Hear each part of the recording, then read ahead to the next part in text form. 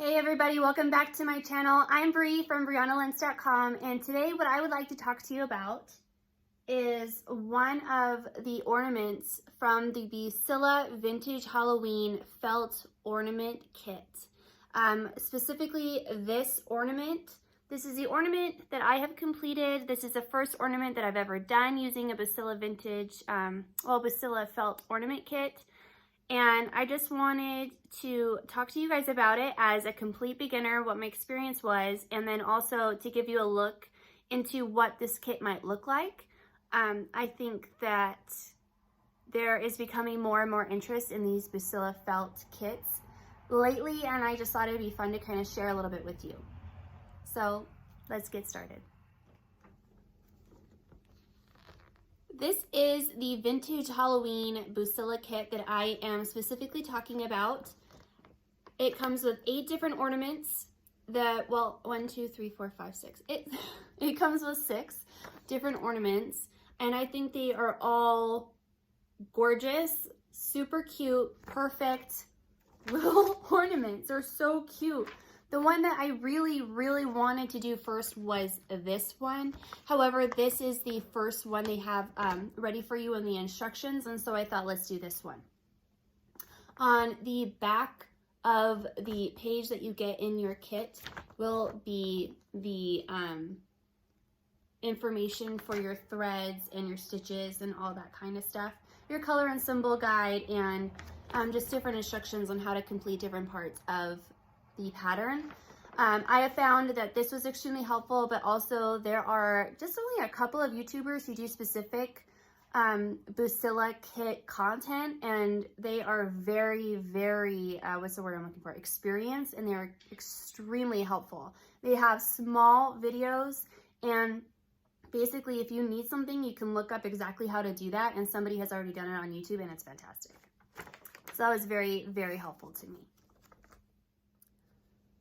Overall, I am extremely satisfied with how my first Busilla felt ornament came out. I think that this was a fantastic project to start with first because it really kind of made me learn all of the things at once. How to do sequins, how to bead, how to applique, how to string beads, how to do embroidery on applique, multiple layers of applique, what is a good type of stuffing consistency. I wish I had stuffed this a little bit more. I was a little conservative with my stuffing, and I wish I had done more, but that's okay. The back is not perfect, but this is what you need to do in order to get kind of the pumpkin look. And had I stuffed it more, it would be more exaggerated, but that's okay. I'm very proud of myself for having done this because like I had said, I hadn't done a lot of this ever before, and it was completely achievable. The only thing that is different from my ornament and the ornament on the picture is the little pom-pom at the top, and I just chose to admit that. But overall, I feel like I was able to achieve a pretty close result finish. Like, I'm pretty happy. In this video, I'm going to be showing you what it looks like to open up the package for the first time, what everything looks like as soon as you open it up, like what it comes packaged in here.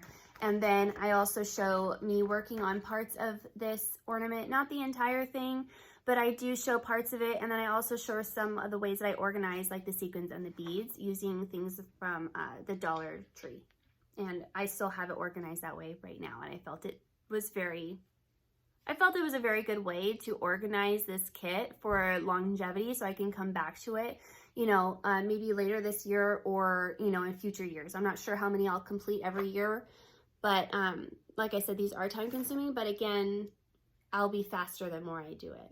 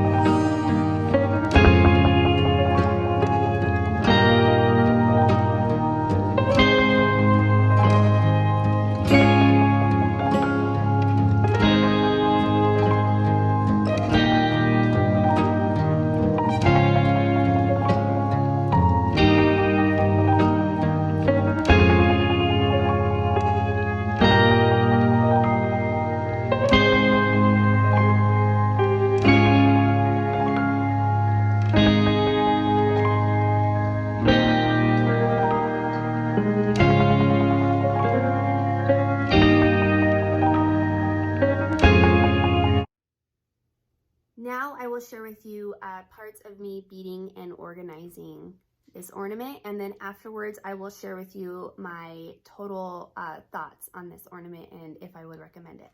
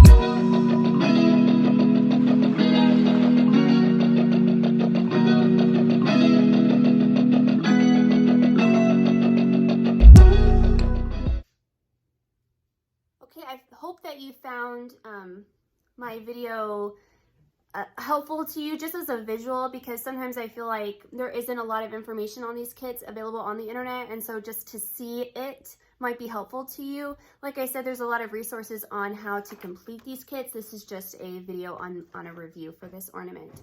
My thought process is a 5 out of 5. I absolutely love this, and I'm not typically a glitter, sequin, glitz and glam kind of person, but it being vintage Halloween specifically ticks all the boxes for me. Obviously, I like Halloween. I like homemade Halloween. I have got a ghost doily that I crocheted. I've got stitching that I've done. I've made a Beetlejuice crochet blanket pattern that you can find. I'll link it down below.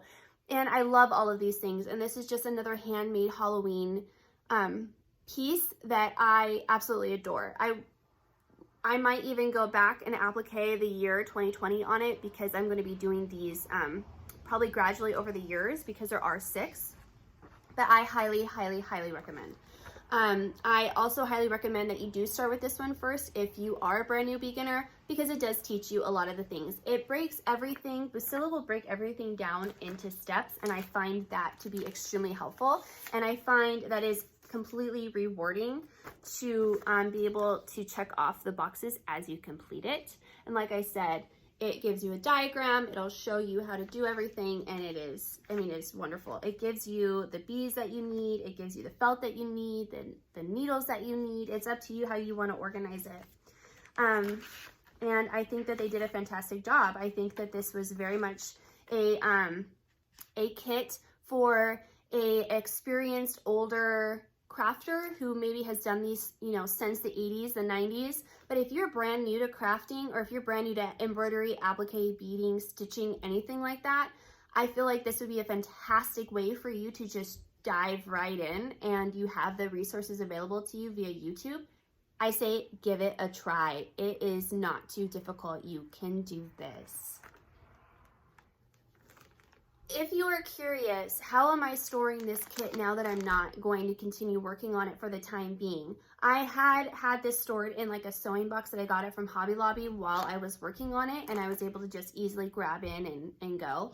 But now that I have it put away, I just put it in a large Ziploc bag, and I have my felt. I'm not worried that I'm going to lose anything. I have my sequins, and what I did to make sure that these didn't pop up, because they didn't secure that greatly, is I just put some tape on each one to make sure that my sequins wouldn't drop. If you hear something in the background, it's my daughter doing somersaults on the carpet.